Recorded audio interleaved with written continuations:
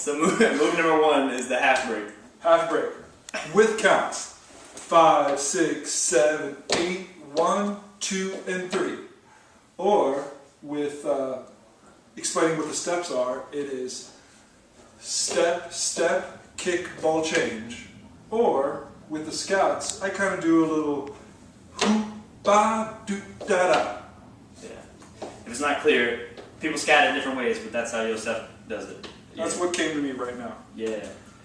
What are different places you can find this move? Like what choreographies would you notice this one in? Okay, well, the half break it's a very common, very simple thing you see in lots of places. They'll be in the Shim Sham, in every Shim Sham I know of, from Tap to Frankie, Alan Leon, Dean Collins, whatever.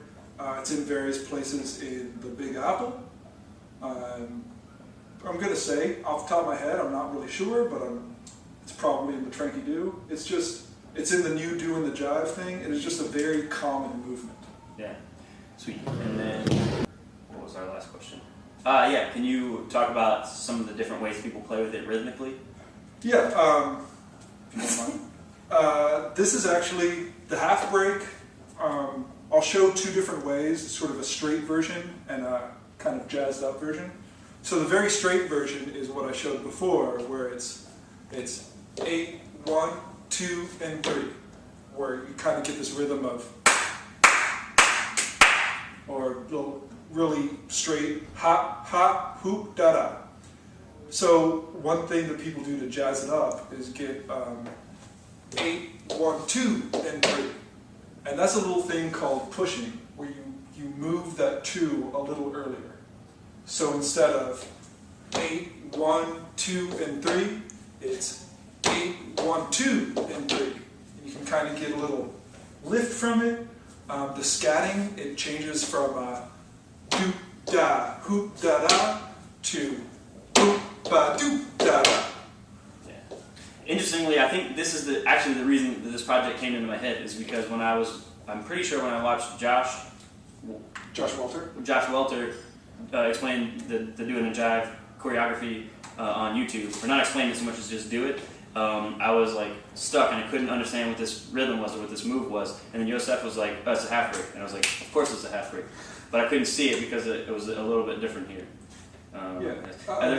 Oh, I was going to say, for different people, there are different ways of thinking about it. You can think of pushing as you still have the same count because you still do the kick on 2, whether it's 8, 1, 2, and 3, or 8, 1, 2, and 3. But another way to think about it is it actually is a different count. You're doing it on the 1 and instead of the 2. So if it helps you, you can think of it as 8, 1, and 3. That's how far you push that 2. Yeah. And then the last thing, is there other variations that are common that jump into your head? Maybe not rhythmic variations, but other like stylistic variations? For stylistic variations, some people really get into it. Sure. You can do this sort of really straightforward. A lot of people really get into sort of that boom, or you sort of get these sort of kick outs. One thing that I was actually thinking about as a variation is there's a part in the Big Apple where they do, it's called the gaze afar, but it actually is very simple. Very simple, I think of it as a very similar move, as a variation. So that looks like, I will just show it, say this way. Instead of the half break, like this, it is. So the difference, instead of this rock, step, kick, ball change, it is actually step, step, scoop, ball change.